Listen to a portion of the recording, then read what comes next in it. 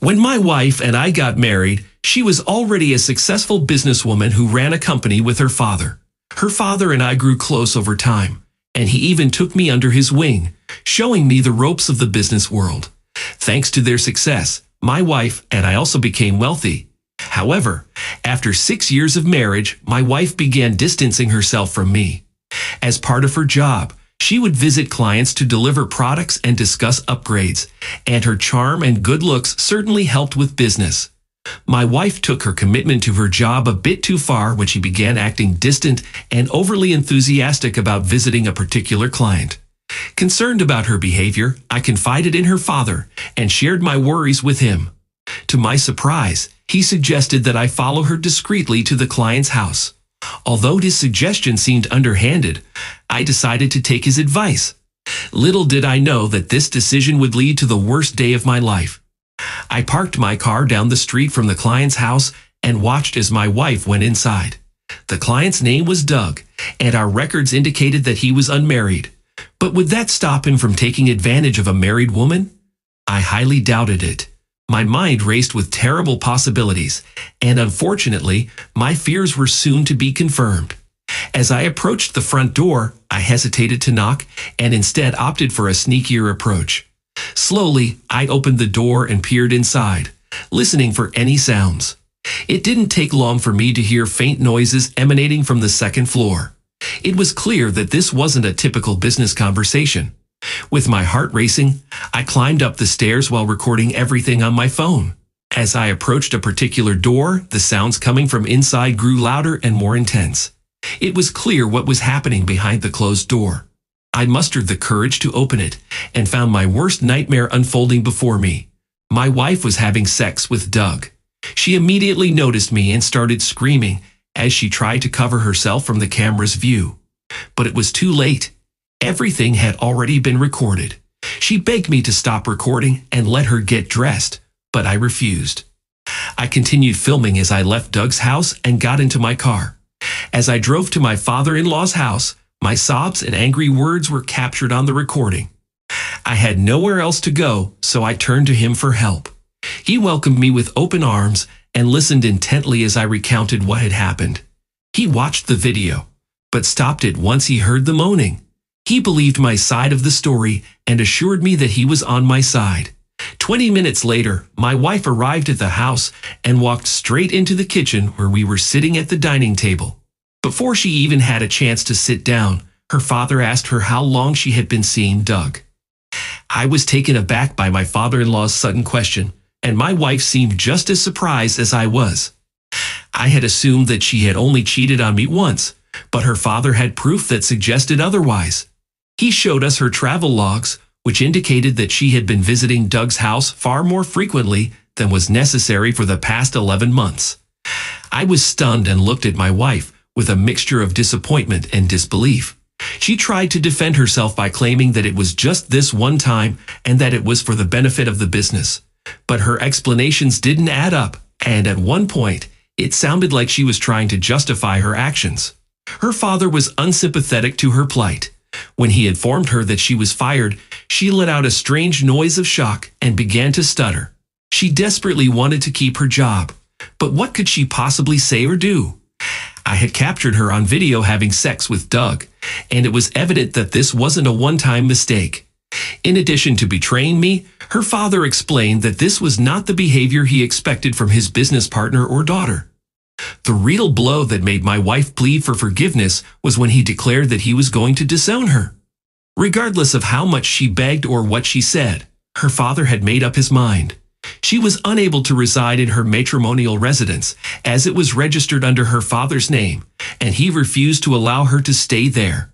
Furthermore, she couldn't seek refuge at her partner's place either.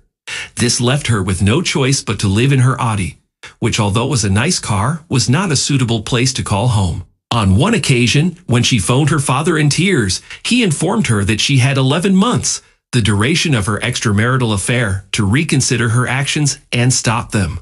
He expressed his disgust towards her and concluded by saying that he was fortunate to have found out the truth and escaped from her, giving him a choice. I had two options: either move into the marital home and claim it as my own or move in with him. He possessed a massive mansion that was equivalent to the size of two houses combined, with a long hallway linking the two sections. I was certain that I would have ample privacy in his abode, but what I really needed was his emotional support, as I regarded him as family. Therefore, I decided to reside in the marital home for the time being, but promised to visit his place frequently. Moreover, he even proposed a partnership in the family business, which was a generous offer. I happily agreed when he offered me a job 7 years ago, and I have been working with him since. During this time, I was fortunate enough to meet an incredible woman who is now my wife, and we have been blessed with 2 children. Life couldn't be any better. On the other hand, my ex's attitude towards life appears to be bleak, evident from her cynical Facebook posts and the infrequent spiteful messages she sends me. However, I don't let it affect me, and instead, I share them with my wife, and we have a good laugh about it. Although she may still have some money, what she lacks is the love and care that I have provided her with. My reaction to this is, wow, this is one crazy story.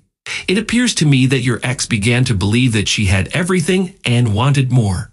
She likely felt entitled to more attention and thought that there was no better way or time to receive it than through her client.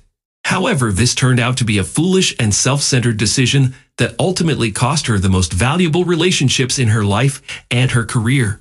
I noticed the change in her behavior immediately and sought advice from my father-in-law. In my opinion, he displayed a great deal of wisdom throughout this stressful ordeal, while his ex was left with nothing and no one to care for her. This serves as a valuable lesson to keep one's ego in check and never assume that deceitful tactics are a good idea. It's heartening to hear that he has started a new family and formed a close bond with his adoptive father. Thank you for sharing your experience and the positive outcome. I wish you all the best in life. Moving on to the second story for today. My wife, 35, and I, 38, have 2 sons. At the story 2 time this story begins, Eddie is already 11 years old, and his younger brother Teddy is 7.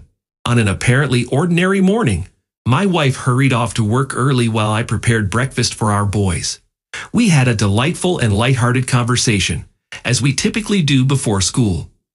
The car ride to school was a bit quiet, and it appeared that Eddie had something on his mind. Despite my attempts to inquire, he insisted that everything was fine. After work, I picked them up from school at my wife's request. Later that day, my wife sent me a text message informing me that she had to stay late at work for a meeting. Although I disliked it when this occurred, I had grown accustomed to it over the past decade. Upon arriving home, I began cooking dinner for my sons while they sat at the table doing their homework. Eddie still appeared preoccupied, but he diligently completed his assignments and inquired about them. We enjoyed a family dinner together, during which they shared stories about their day at school. On that particular evening, everything appeared to be ordinary, but little did I know that it was to be the last time we would have a heart-to-heart conversation and dinner together before receiving life-altering news. As we were finishing up our meal, Eddie's voice trembled as he confessed that he had something important to disclose. Teddy, looking uneasy, questioned whether it was a good idea for Eddie to reveal it. I assured them both that they could tell me anything. Then, Eddie revealed that Mommy had informed them that I was not their biological father, and that several times each month she would take them to visit their real dad. I was shocked beyond words.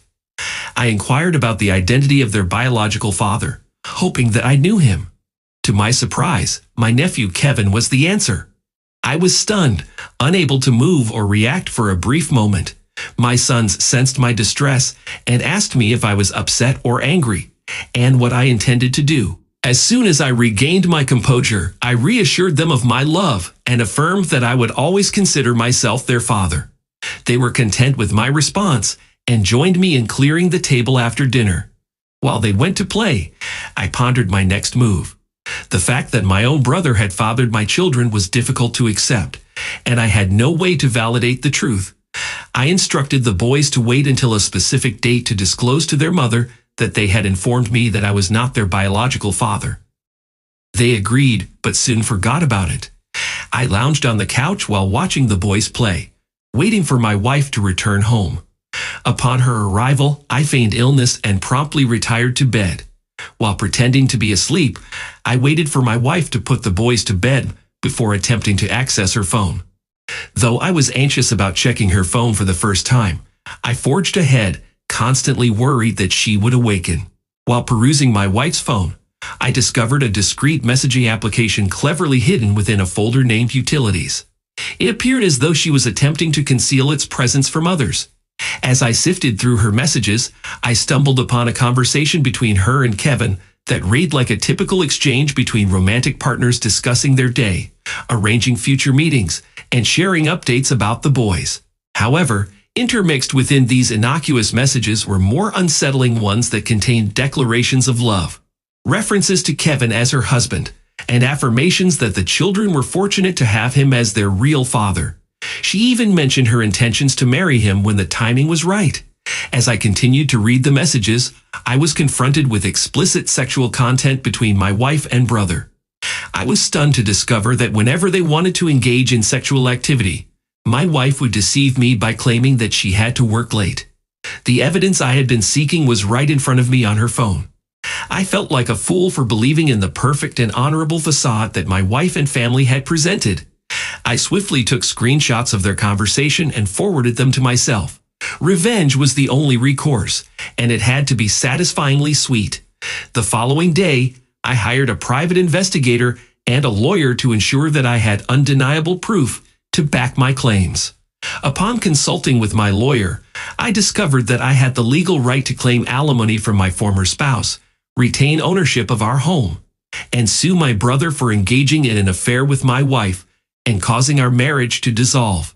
In a swift manner, a DNA test was conducted on my sons, revealing that their genetic makeup was not a complete match to mine.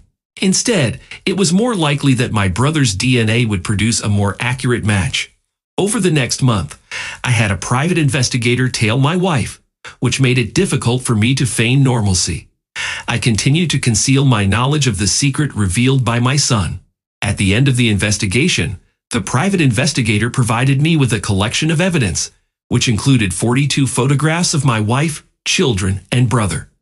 The photographs taken by the private investigator depicted my wife, children, and brother interacting as a family at various locations, including the park, his house, and restaurants. Witnessing these images was a heart-wrenching experience, and it was disturbing to see them all behaving as if everything was normal. Additionally, there were pictures of my wife and brother taken through his bedroom window, which indicated the degree of intimacy between them.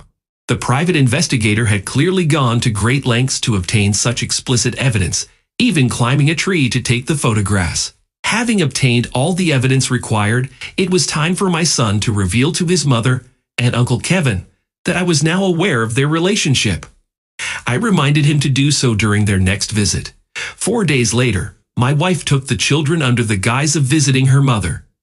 I always had a strong dislike for my mother-in-law, but the feeling was mutual as she never seemed to like me either. I doubt she would ever come to terms with the fact that her daughter had children with her husband's brother and passed them off as his own.